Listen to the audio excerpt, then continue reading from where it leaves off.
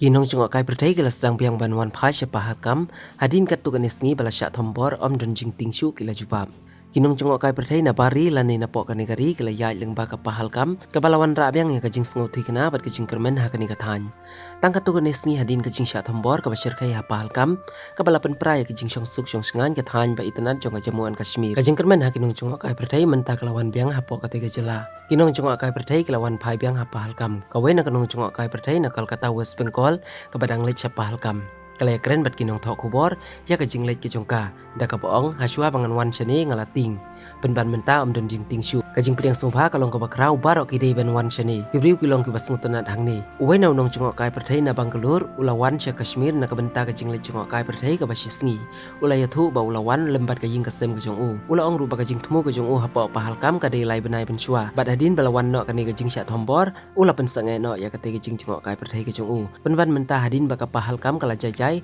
ulah sedang biang ya kajing lech jengok kai perthai kajong u lembat kajing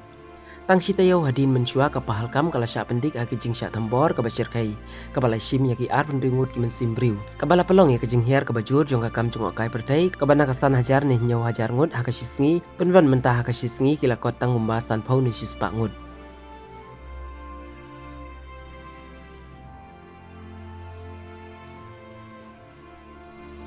Katu kan layo i bagi sipai army kila pen i ya kadak da ka ba ayu sentiu kum kadak ban ai jing syakri ka bapura hapo ketiga than bagi nong jengok kai perthai kin yo jing sngan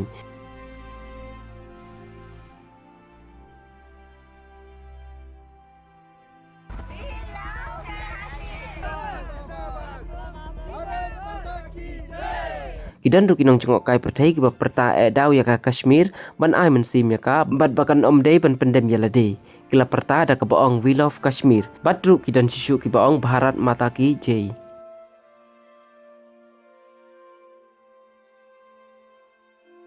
डर गए थे कि कैसा होगा सामने हमारी tickets book हो चुकी थी एडवांस भी दे दिया था बट आर्मी ने हमारी बहुत हेल्प की बहुत ज़्यादा ही अब हम गुलडंडा में वहाँ पे भी आर्मी मौजूद है हमें फुल सिक्योरिटी प्रोवाइड कर रहे हैं हमें किसी भी बात का डर नहीं हम बहुत इंजॉय कर रहे हैं जैसे कि आप देख ही सकते हो कि बाकी लोग भी बहुत इंजॉय कर रहे हैं इधर बहुत इंजॉय किया है और इधर के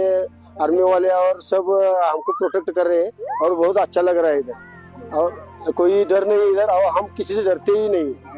हाँ हम सेफ है इधर.